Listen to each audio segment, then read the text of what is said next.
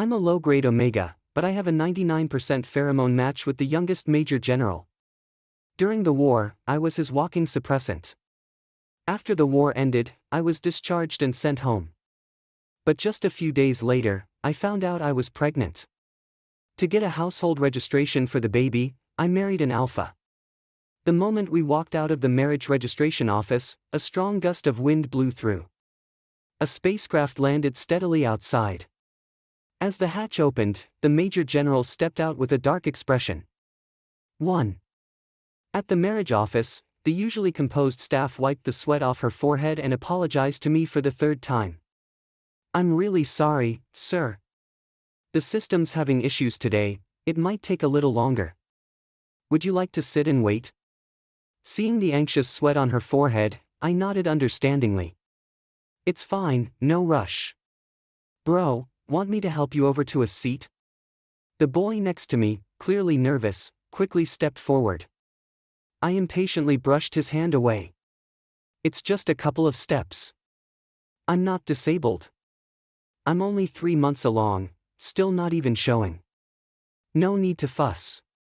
His name is Derek. As soon as he found a seat, he scratched his head awkwardly and said, Bro, seriously, thank you. If it weren't for you, my sister. You agreed to marry me, didn't you?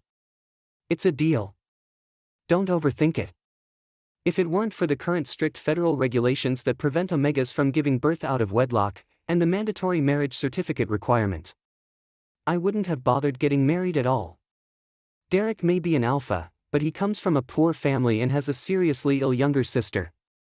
He's honest, stable, exactly the kind of safe choice I needed. Not many people were getting married today. The hall was quiet, except for the news playing on the wall-mounted screen. Major General George has completed final clearance on the battlefield, confirming no remaining enemies. He will return to the central planet tomorrow.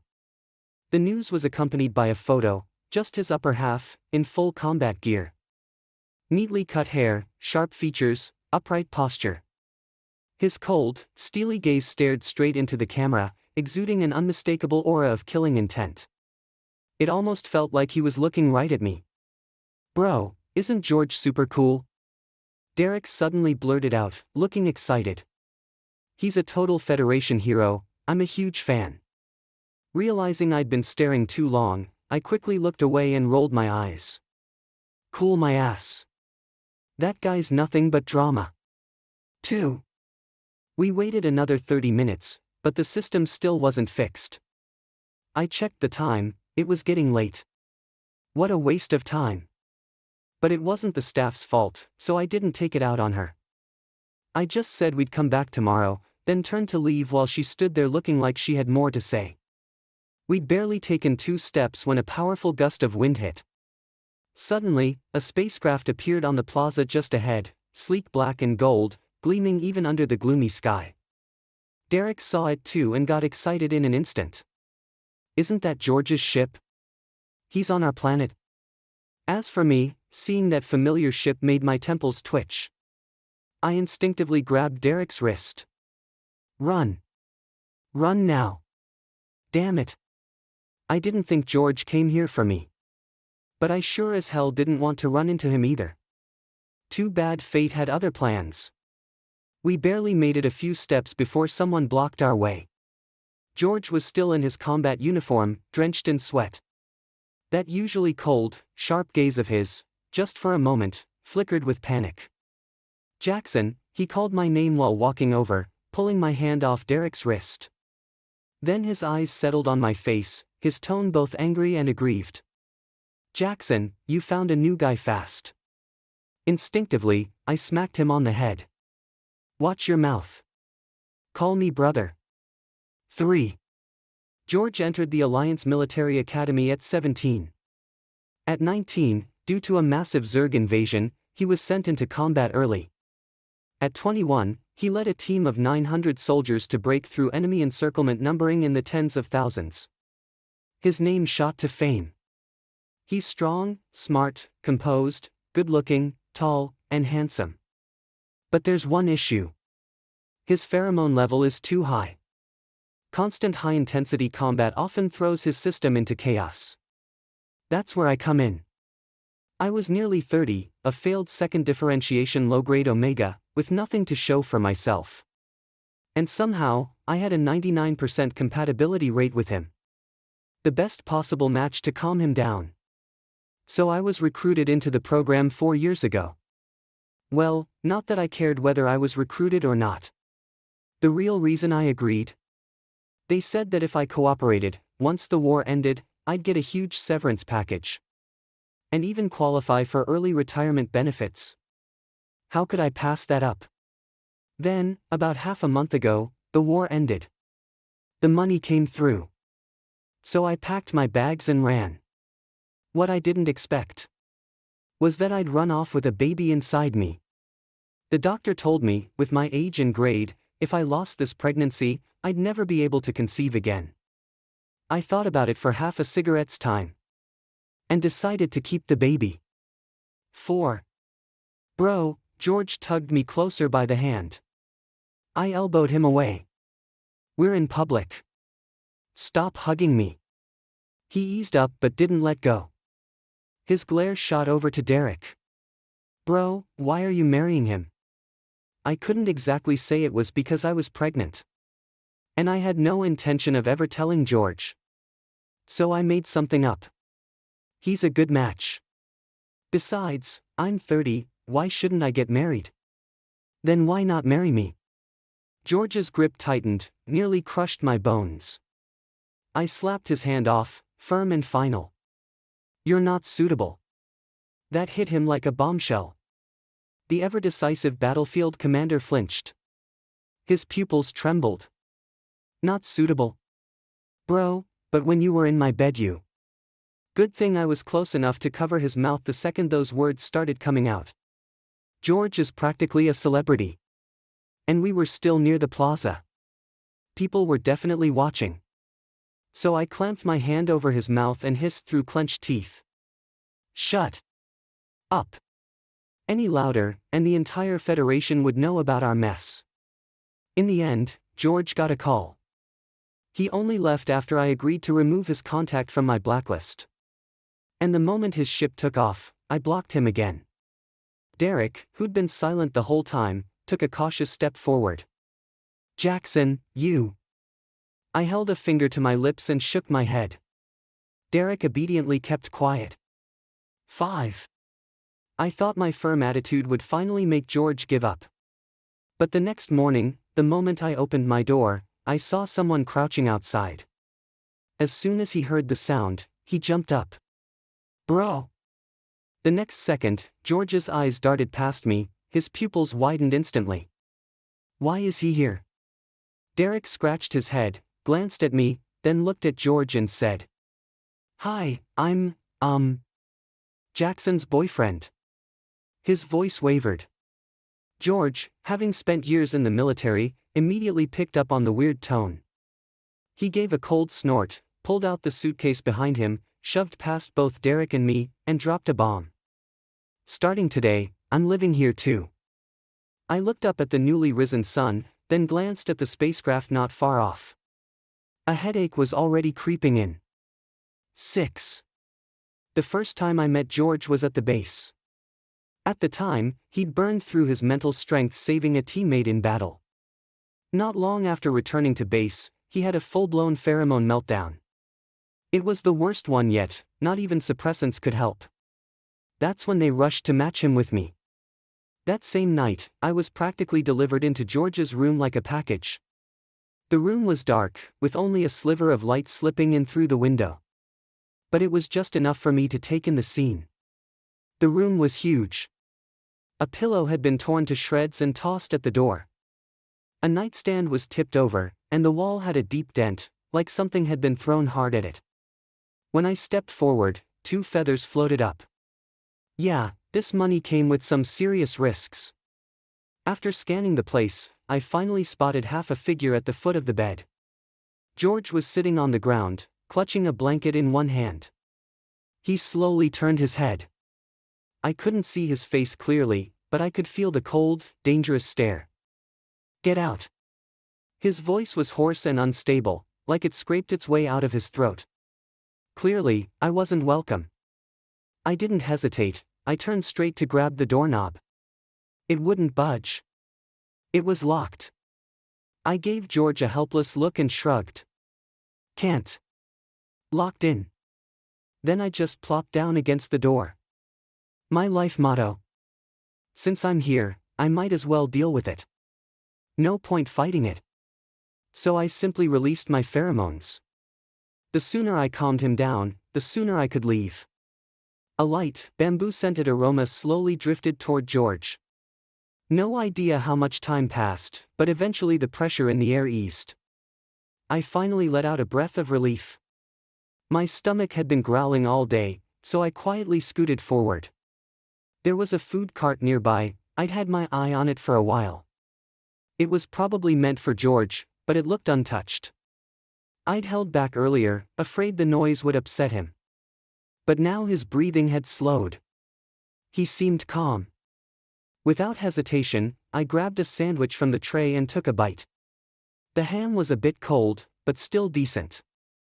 I wasn't even halfway through when a tall shadow loomed beside me.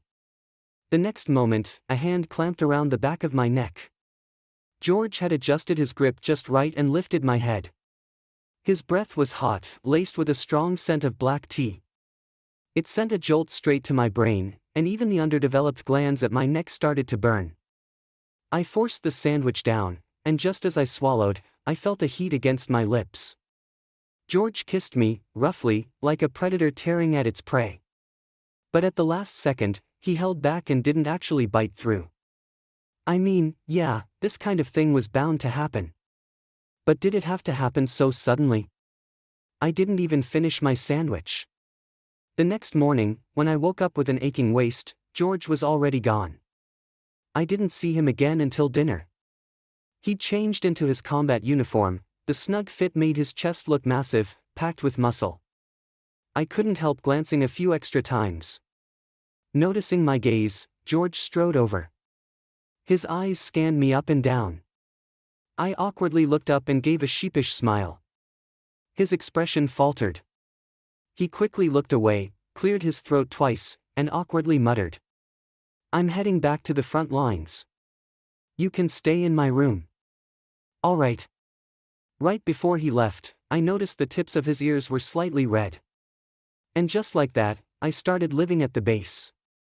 George went from rejecting me at first to clinging to me every time his pheromones got out of control. What started as once every 2 months eventually turned into once or twice a month. The episodes just got more and more frequent. The job was simple, sure, but it definitely took a toll on the body. I'm not exactly young anymore.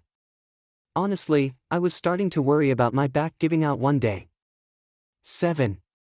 Done with the memories, I sighed and went back inside. George had already locked onto my bedroom and moved his luggage in. Truth be told, George came from a powerful family. His father was the commander of the Federation's 1st Legion. No matter how tough the training or how harsh the battlefield, that spoiled, privileged aura of his still crept out in private, no matter how hard he tried to hide it. He did a quick lap around my room.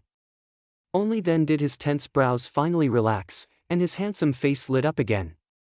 With those long legs of his, he crossed the room in just a few strides, pulled me into a hug, and buried his face in my neck. Bro, I missed you so much. Like a puppy.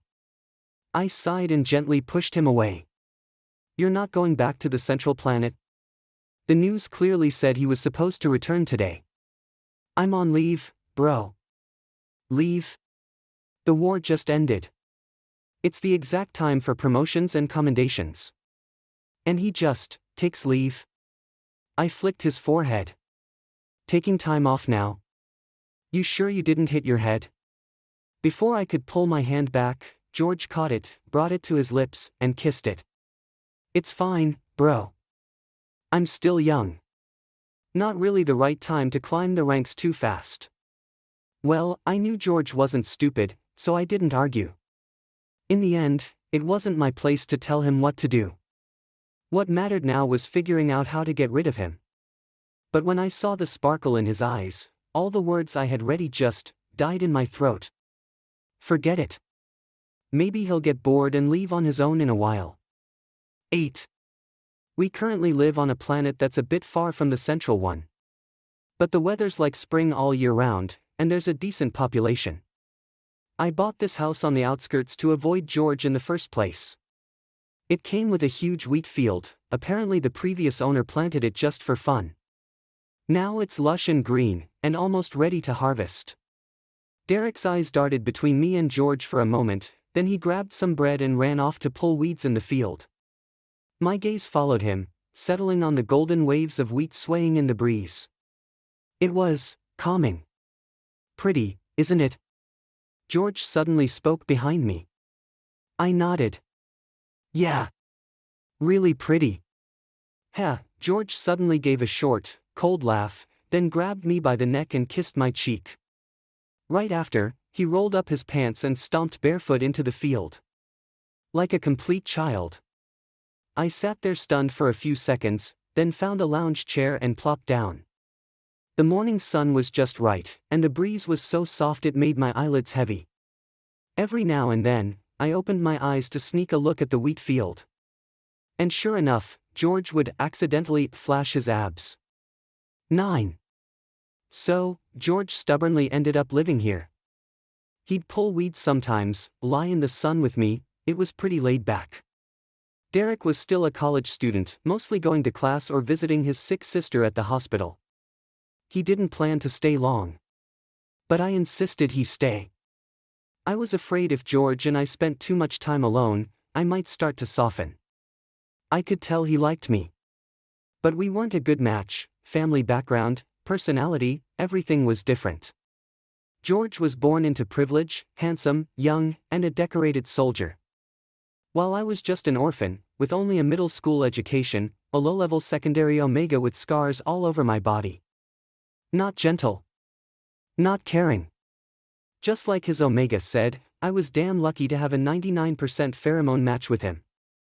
The noon sun was strong. I squinted and touched my belly. A hand gently slid over mine. What's wrong, bro? Is your stomach upset? I paused, then slipped his hand under my shirt. A bit bloated. Can you feel it? George's warm hand rested softly on my abdomen. The tender moment didn't last long. George's neural interface beeped again. Without even looking, he declined the call. Why didn't you answer? I asked. He shut off the device. Spam. Not important. Soon after, the device beeped again. George frowned, glanced at the screen, then finally accepted the call. I didn't know what was said, but his expression darkened with each word. When the call ended, he turned to me. Bro, the Legion has some urgent matters. I have to go back to the central planet for a while. I waved him off. Go ahead. It was about time anyway. 10. 5 days after George left. Knowing my belly would start showing soon, I hadn't been able to register the marriage because George kept pestering me. If I didn't get the certificate soon, the kid would be born without official status. But Derek's sister's condition worsened, and he was at the hospital all day. So the marriage registration got delayed. I rubbed my belly and glanced at Derek's message on my neural device. Bro, I can come back tomorrow. I replied. No worries. Take care of your sister first. Scrolling up, I saw George hadn't messaged me since he said he arrived at the central planet. I hadn't blocked him. I knew what I was hoping for. George's feelings were so intense, they made me feel like a moth drawn to a flame. Then suddenly, a news alert popped up on the device. The youngest Major General George will be engaged in 1 month, to his childhood omega. Below was a photo of the two of them when they were young, probably taken on the day George entered the military academy. His handsome face frowned, clearly annoyed. It was the first time I'd seen his old pictures. I didn't feel hurt. I instinctively took a screenshot, carefully cropping out the omega next to him. That was probably all I could do now. After all, George wouldn't be mine anymore. 11. After realizing George wasn't coming back, registering the marriage became urgent. But unexpected things kept happening. Right when I got to the marriage office, Derek got a call. His face suddenly changed, and he rushed to the hospital. Before leaving, he kept apologizing. "Sorry, Jackson, something urgent came up at the hospital." I said, "Then hurry up and go. When lives are at stake, there's no time to waste." Derek looked guilty and walked away. I slowly turned around, grabbed a bite at a nearby restaurant, then took my time going home. Even though it's the interstellar era, personal flying vehicles are too expensive. Plus, I still needed to save money for the baby. So I took public transport home. Right outside my door, I saw two unfamiliar figures crouching. They stood up the moment they saw me. A sharp alpha pheromone hit my nose. It was overpowering, like a forced, seductive mating scent. "Who are you?" I backed away cautiously, covering my glands.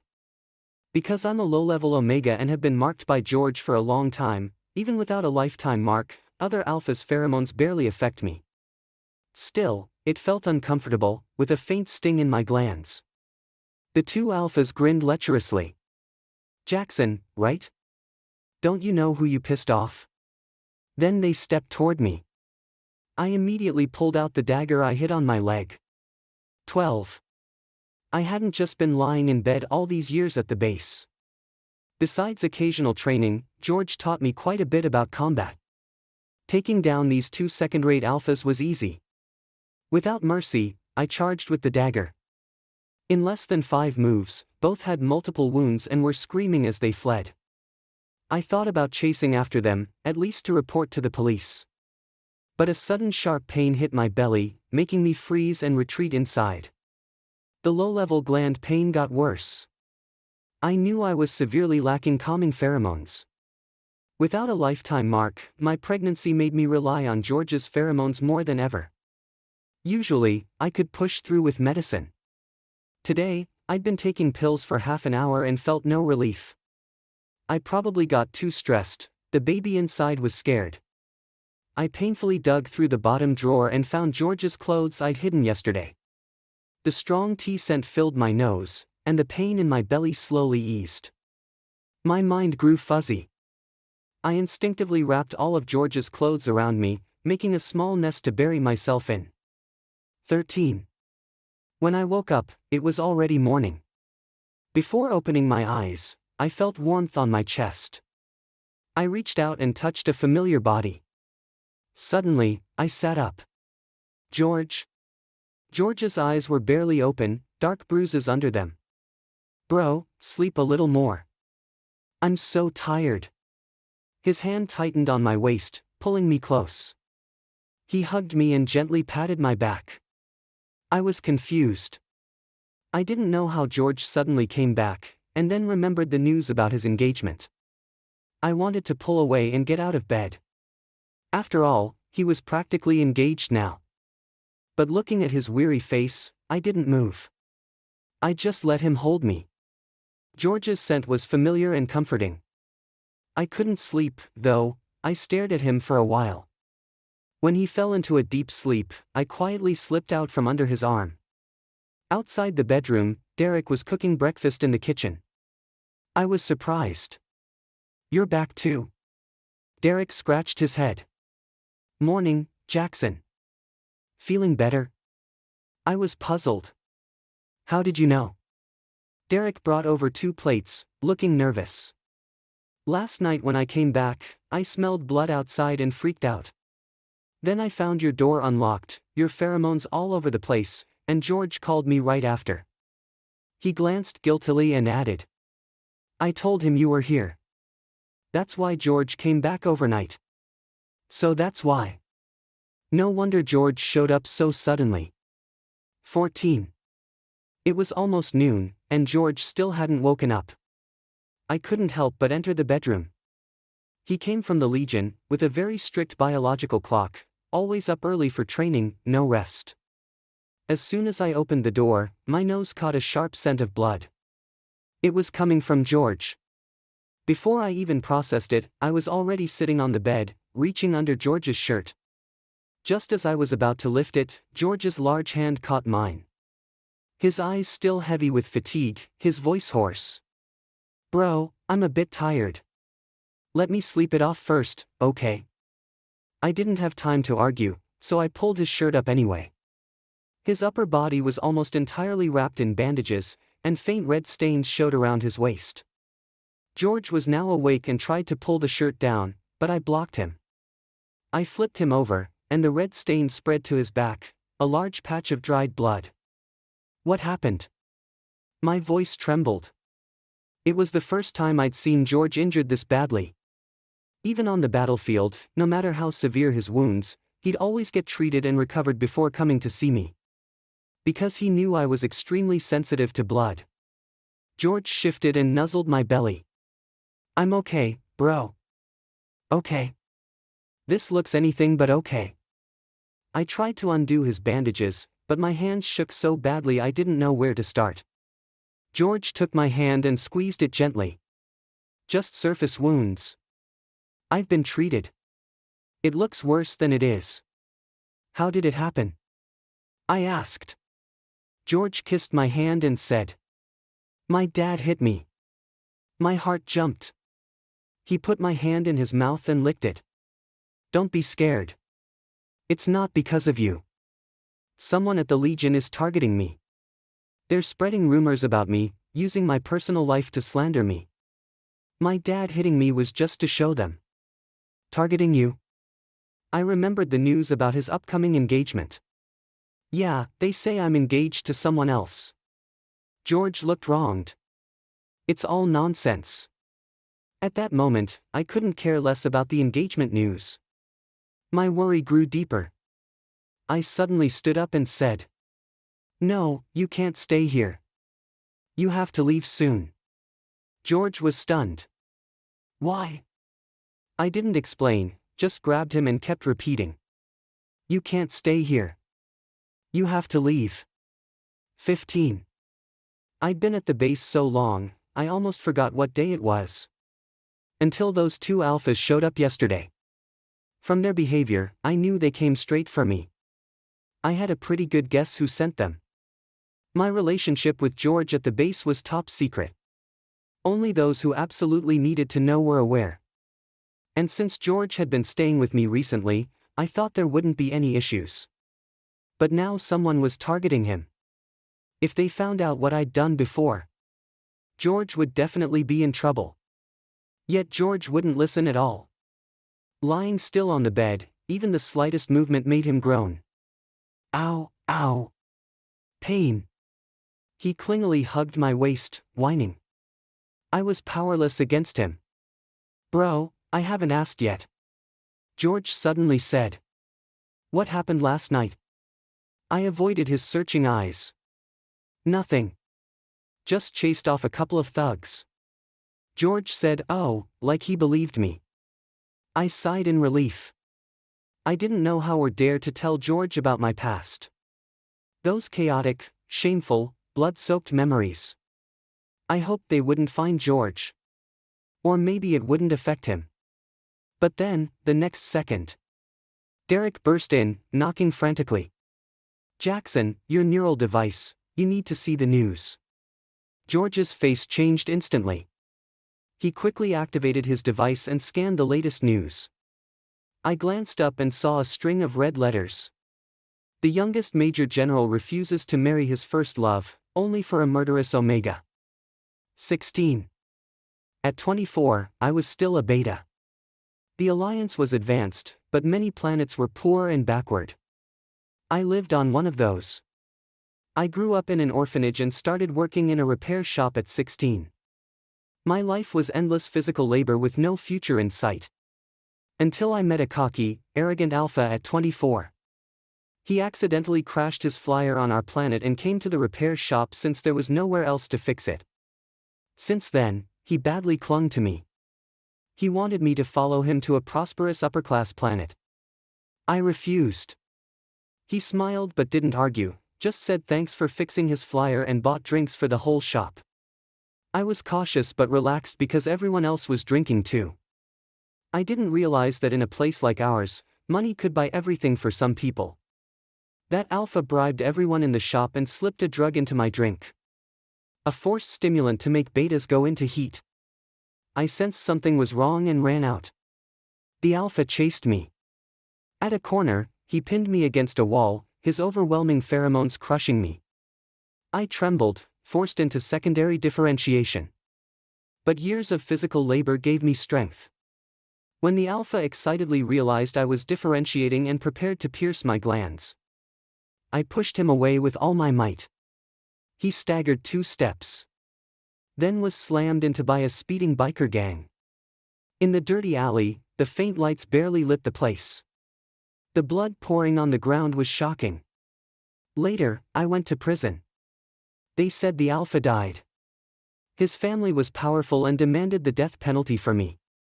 The surveillance conveniently malfunctioned, no proof I acted in self-defense. My lawyer fought on my behalf, arguing I was forcibly driven into secondary differentiation. Until my pheromones were tested and matched George's at 99%. I was redeemed by the Legion. They said if I helped George control his pheromone outbreaks, I could leave prison and never return. I agreed. 17. I had been too optimistic. I thought hiding on a small planet would keep me safe. But within less than a month, they found me. And dragged George into it too. The news detailed everything. Saying I was a murderer. Saying I approached George out of fear of death. Saying George was deceived by someone like me. I wanted to block out the glaring screen of the neural device. But my hands wouldn't obey. I wanted to explain, but no sound came from my mouth. At that moment, George's neural device buzzed. Messages kept pouring in. From George's Omega. George, I knew that Omega wasn't sincere. He doesn't really like you, he's just afraid of going back to prison. Why do you still look for him? A murderer, and you still protect him. Murderer. Yes, I'm a murderer. Even if it wasn't intentional, that alpha still died. I shouldn't have let George come looking for me. I dragged him into this. I got out of bed, instinctively wanting to hide somewhere. But someone grabbed my wrist tightly. The next second, I was pulled into George's arms. George hugged my waist tightly, like he wanted to blend me into his body. A hot tear dropped onto my neck. George's voice was hoarse. Luckily we matched so well. 18. George's words cleared my chaotic mind a little. Aren't you disgusted? I asked blankly. Disgusted about what? That I'm a murderer. I didn't say the last 3 words out loud. George sat up straight and met my stunned gaze. How could I be? I only feel lucky that I kept you back then. And, bro, I believe in you. Derek had already left. I looked into George's gentle, sincere eyes, feeling tears burning hot. Big tears fell down. I didn't mean to. I took a deep breath and, comforted by George, slowly told him the whole story. George's expression darkened for a moment after hearing it all.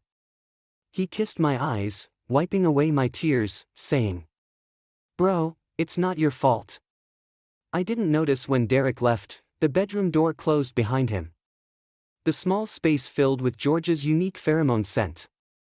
Calming down, I held George's hand and worriedly asked, What will you do now about the news? George refused to advance in rank after the war, but people still tried to pull him down. It's okay, bro. George stroked my head. Their real target is my dad, but that's just small-time trouble, it won't affect me. They were jealous and afraid of the Legion's power after its great achievements in the war. That's why George took the initiative to take leave. George hesitated, then said, Bro, I plan to quit the Legion. Why? I asked, surprised. Because of me? No. George curled me up in his arms, making me sit in his lap like a pillow, resting against me. His voice sounded vulnerable. Bro, I actually don't want to be a soldier. I only went to the military academy because my dad forced me. Now this is a perfect chance to quit.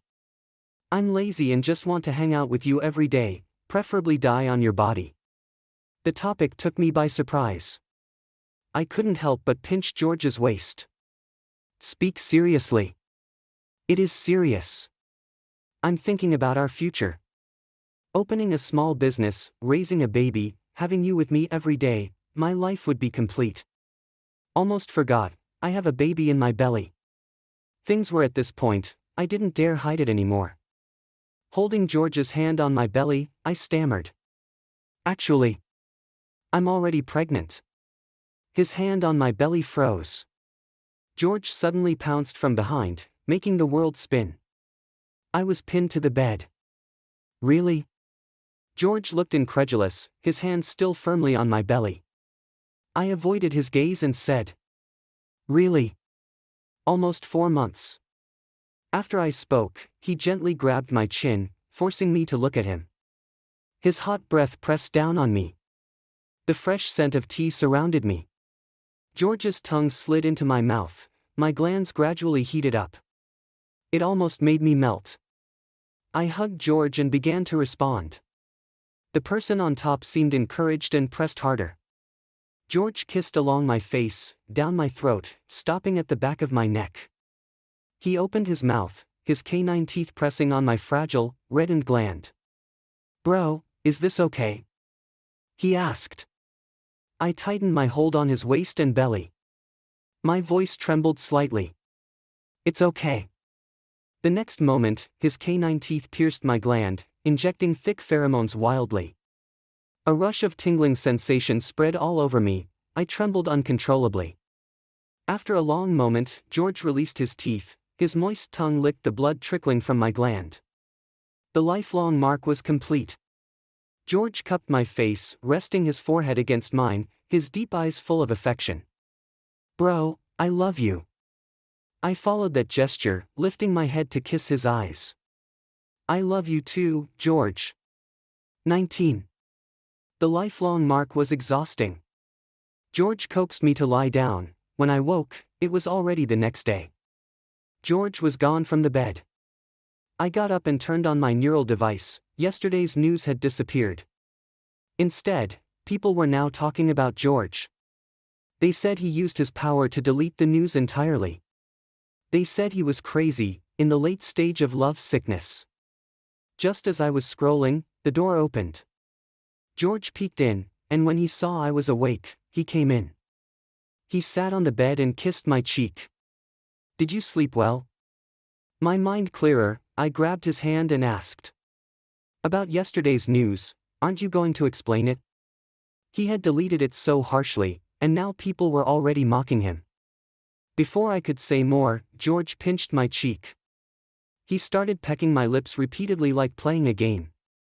"Who cares what they say? They have nothing better to do. We should use that time to do prenatal education for the baby." As he said this, George's hand slipped under my clothes. "Wait." I didn't have time to stop him, both my hands were grabbed. My loose pajamas were crooked, revealing half my chest. George leaned closer and whispered in my ear. "Bro, I asked the doctor. 4 months is already safe." "I'm not." George didn't give me a chance to speak and sealed my mouth with his tongue, kissing me breathlessly. Just after waking up, I was nearly overwhelmed. In a daze, I thought I heard George say, "Bro, how about coming home with me tomorrow?" George Extra. 1. During the pheromone outbreak, the leaders assigned me an omega supposedly matching me 99%. Seriously, relying on an omega in battle? Ridiculous. I trashed everything in the room. 2 hours later, an omega was locked inside. He actually tried to leave but the door was locked from the outside. I thought he'd be obedient. Until the strong scent of bamboo filled the room. That damn omega was actually using pheromones to seduce me. 2. I lost control. The next morning I woke up feeling refreshed. This omega may be sneaky, but he's useful and looks innocent enough. Maybe keeping him around isn't a bad idea. Half a month later. Alright, I admit it, Jackson is both obedient and good-looking, even if he sometimes has a bit of a temper. But he's cute too. 3. Time flies, 4 years just passed in the blink of an eye. Pregnant? Why didn't he tell me? Trying to hide it and have the baby secretly? No way, I can't let him get suspicious. Bro always likes to keep things bottled up inside. I need to find a way to make him tell me on his own. I touched bro's belly and whispered a warning, if you mess with dad again before the baby's born, I'll beat you up. 4. So bro went through all that before. Damn alpha. I'll find a chance to mess up his grave. But maybe because of that, bro started opening up to me. He cried. He told me a lot about the past. He even told me about the baby. I pretended I didn't know. Or else bro would get mad. Since bro's soft now. I gave him the lifelong mark. This time he can't run away. 5. Bro fell asleep from exhaustion. I used my dad's connections to get back those deleted health records. I saw bro at 24 years old. I had all news about bro deleted. Sent the surveillance footage to the lawyer. I made him reopen the case. Bro wasn't bailed out because of the matching score. Bro got out because he's innocent. I didn't post the video online. That's bro's past he refuses to mention. I'm hiding it for him. 6 months later, Jackson gave birth to a chubby baby boy. Pale skin, high nose bridge, definitely a handsome kid. George looked a bit guilty. He even thought about beating the kid up once he was born. Now Jackson's eyes twinkle mischievously. George is powerless. Looking at this kid who's clearly a beautiful little omega. George's heart softened with overwhelming fatherly love. He pampered and spoiled him until the kid was 16. Tall and big, he had differentiated into an alpha. George was devastated. He collapsed into Jackson's arms, silently crying. Jackson patted his head to comfort him. How about we have another one? Fake crying George's eyes gleamed slyly. Just what he wanted.